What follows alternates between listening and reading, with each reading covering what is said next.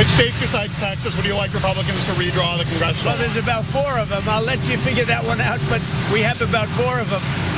In 3 cases, it's 1, and in 1 case, it's 2 or 3. And Texas would be 5. Are you concerned California will turn around and do the same thing? Well, we'll fight them. You know, they're so corrupt in California, you never know what's going to happen. But we've done pretty well in the courts in California, as you see. We're batting about 1,000, ultimately. We start off a little slow, and then we get a lot of hits. I just want to be very clear. There was no cuts in that. That was one continuous statement of, oh, we're going to gerrymander 5 states. We're going to get 1 here, 5 there, gerrymander. It's going to be great. What if California does it? Well, we're going to fight them because that's corrupt. You can't do that. Obviously, you can't do that, Gavin Newsom. That was one answer. So is it corrupt? Is it illegal, or are you actively trying to do it to sway the election? I mean, but the thing is, like, we should be able to have a principled position on this, and we should say, hey, people in a state should get like roughly the same distribution of congressional delegation as the support for the parties in the state. But that isn't what we have right now. It's what we need to have. But Donald Trump sure isn't pushing for that. He doesn't want to change the way that's done.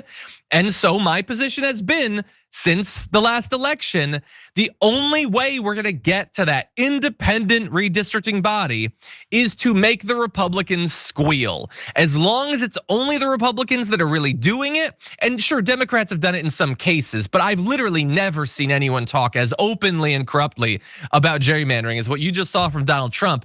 We have to make them want reform as much as the Democrats want reform. And so I've been saying all this year, we need to do it too. Blue state governors, get on it, start gerrymandering, okay? Save the country. He who saves the country commits no crime. And so Gavin Newsom has stepped in. Now, initially, he says Donald Trump admits he thinks he's corrupt on camera, that's the only way you can take what Trump said. If it's corrupt to do it and he's pushing for it, he is corrupt. And also I love that thing of, ultimately we're batting 1,000. All these like judges at various levels, it doesn't matter. It gets to the Supreme Court and they give us whatever we want anyway. So bear that in mind. But Gavin Newsom did point out that there are currently 9 Republicans in the California congressional delegation. Just thought folks might like to know that fun fact. And that is Gavin Newsom having fun in a way that I, or at least Johnny Damage, definitely approves of. And because he's hinting that they might gerrymander these Republicans out of existence, I now support Gavin Newsom for president in 2028. I'm kidding, I obviously don't. But I don't know where you stand on this, Sharon. If the blue states should start gerrymandering too, what exactly we do. By the way, it's entirely possible that Texas and California both do it, and the Supreme Court's like, yeah, Texas, you're cool. California, sure, you got to redo it. I do not discount the possibility that will happen, but what do you think? I think it's likely. Listen, you run the risk when you do this of muddying the waters. Now we don't know who has the moral high ground, and I'm not suggesting the Democratic Party is so above it. But I do think that it's time to not play by the same old rules.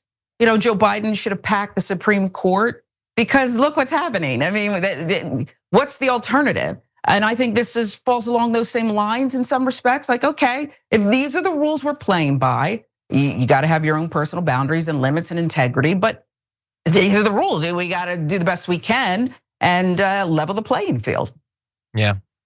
Yeah, I think it's with the stakes as high as they are, and the Republicans no closer to approving reform than they ever have. We have to try something new.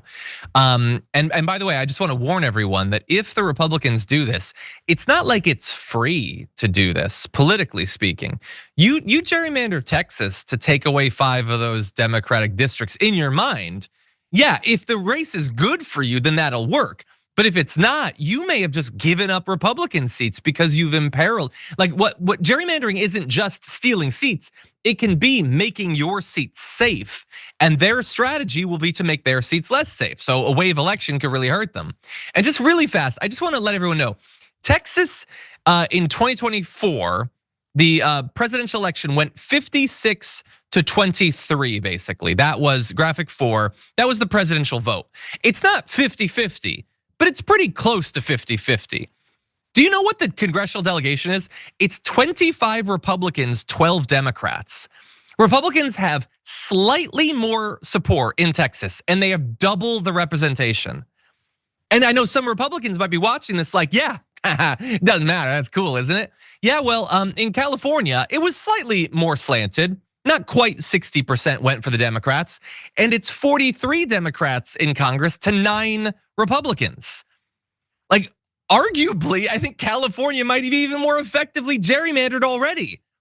And it doesn't have to be. We could have both Texas and California have an equitable distribution of representation.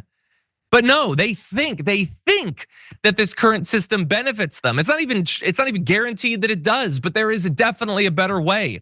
And other places do this, make it an independent redistricting commission. It's not that complicated.